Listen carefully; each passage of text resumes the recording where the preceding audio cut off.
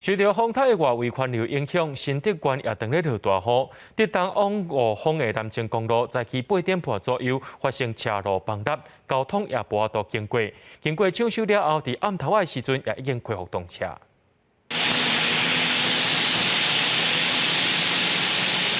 怪手甲一粒一粒的大石头搬开，敢若嘛赶紧利用电锯，甲倒去的树仔锯断。新竹县浙东往来五峰的南靖公路。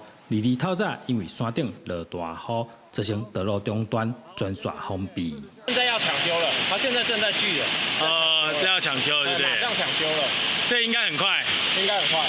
经过工作人员的抢修，中道已经恢复单边通车，按算要阿嬷会使恢复专线通行。台风的原因造成了，各位可以看到后面的土石流整个做崩塌。